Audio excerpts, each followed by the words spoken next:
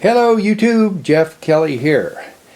Today I thought I'd do a quick video on how to reload the 256 Winchester Magnum.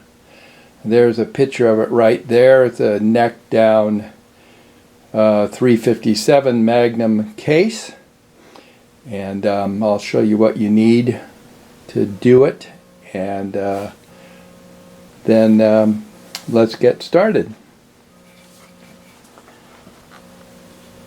Right here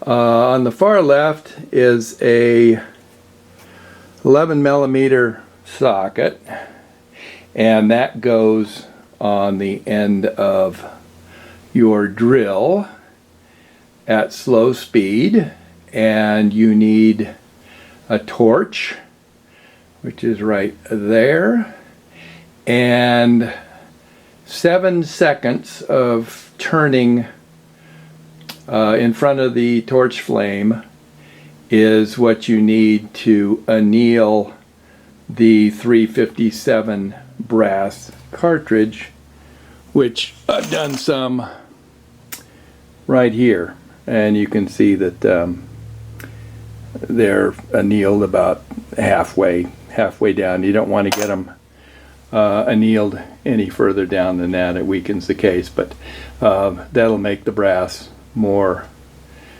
resistant to being brittle. So 7 seconds on the torch, and then drop it into water, and that's all you need to do for that. Now you'll also need the extended shell holder, which is a number 12 by Redding, a 357 shell holder. Right here, there's your extended one. And then you'll also need a regular shell holder. And then you'll need the number 1 sizing die, number 2 sizing die, trim die, full length sizing die, and then your seating and well, not really crimp because you don't crimp it, but your seating die. And then you'll need some sizing wax so you can get these things neck down properly.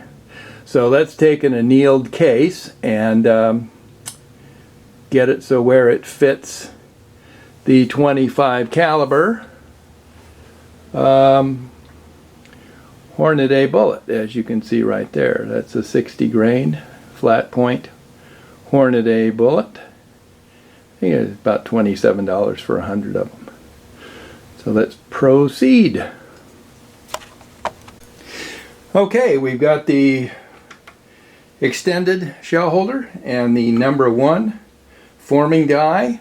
I've got an annealed 357 Magnum case. I'm going to put some lube around the top, and we're going to run it through the number 1 sizing die. Now let's go to number 2 and run that up there. There's number 2. Let's go put in the trim die and run it up through the trim die. Now you can see that there's just a relatively small bit of brass coming through the trim die. You can take a file and take that off.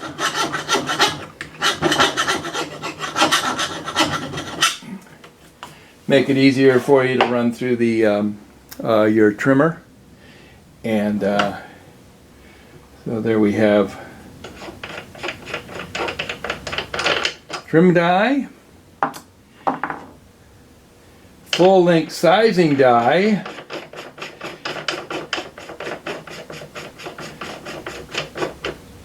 And this is where you change shell holders and put in the number 12 regular shell holder. Run it up through the full length sizing die. And now you've got a formed case. Let me take it over to my trimmer, and I'll trim that down to the exact trim length and chamfer and deburr it. And I'll be right back. Okay, so I've trimmed and chamfered and deburred this piece of brass to the trim length of 1.271, and it takes a Winchester small rifle primer. I've got the Hornady book here, and here are the load specifications. They've got actually two load specifications in here. They have one in the front of the book for rifle that tops out at 15 grains of 2400, which I like to use for this round. And then this one is for the Ruger Hawkeye, that $3,000 handgun that they came up with back in the early 60s. But I use this for the Thompson Center barrel, and this tops out at 15.4, and I like to use 15 grains of powder. It seems to be the most accurate for me. So here's the load data for that, and let's put a primer in this.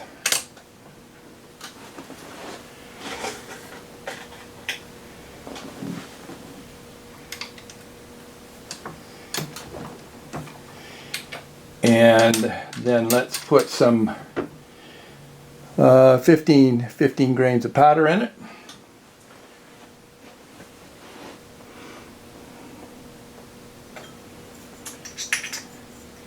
Got my 15 grains of 2400 powder over here. So that's all primed and powdered, and then let's put the seating die in and seat the bullet, and we'll be all set. You can also get a little crow trimmer for this. I have one because I shoot a lot of this round. I've got a whole bunch of brass here, and little crow allows you to really trim the brass very quickly. I just did this one on my desk trimmer here, but here's the 60 grain bullet, and we'll just seat this, and there it is, the 256 Winchester Magnum. Thanks so much. Like, subscribe, and I will see you on the next one.